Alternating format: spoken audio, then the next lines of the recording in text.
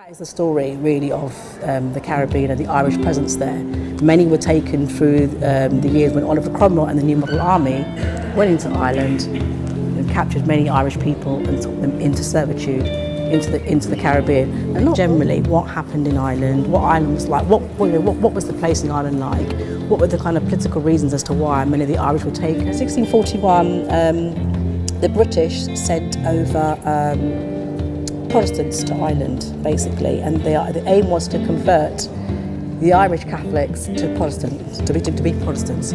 But also there was an arrangement where they had used Ireland to back up their loans, and one of the things they had to do was ensure they had vacant possession of that land, basically in Southern Ireland. So when they went over in 1641, the idea was to clear Ireland, basically, to get rid of the people on that land, but also to convert them. Key historical differences.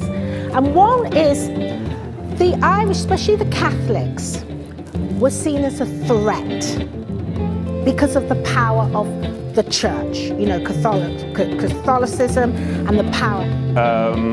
In 1695, the penal laws came in, and what the British government actually did was went against the Treaty of Limerick, and they started setting restrictions in place on the Catholic religion. With regard to my understanding of the Irish connection to how we got to be in the Caribbean, is that we were slaves. And how did Britain get away with a slave trade when it was not authorised in law in this country? He was asked to fill a ship of 250 slaves, and he could do it in a few hours. He mainly had to just go around, and this is where I grew up, and get them from the highways and byways and fill up the ship. And how could they do it? There was no law in this country that allowed it to happen. And the only way was to use a loophole. In other words, if you're a slave, you are not a human being, you are chattel. Some of the African slaves would jump overboard because death might be preferable to this awful suffering. But far fewer of the Irish slaves did that because of their religion. Whereas the Caribbean slaves were not considered a threat. The slave trade, we were a commodity. Not a threat, we were a commodity. In fact, we weren't even considered a human being. And this is crucial. Previous landowners who were told, why don't you go to Barbados, you'll be given land there.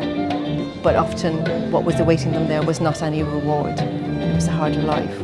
And then we had lovely Lola, talking very much from the perspective of an African slave and what it was like to be an African slave on the plantation. A saint of them Irish Catholics, they say he was a slave as well, captured by the Irish before he changed them to his religion, to Christianity. And I found it very fascinating that this man who was supposed to have been English, taken from a very wealthy background, was taken as a slave to Ireland and was enslaved by the Irish. It's really interesting. So Patrick felt it was his mission to bring Christianity to the Irish, to bring this kind of religion, to give them hope and say, the Christian religion will set you free. You will have everlasting life, it will set you free. The only religion the Irish know now is sugar.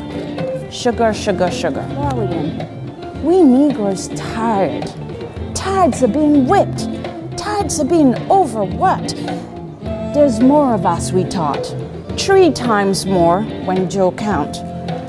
So we plan we get our freedom back. Anyway, the master celebrates St. Patrick's Day by getting drunk.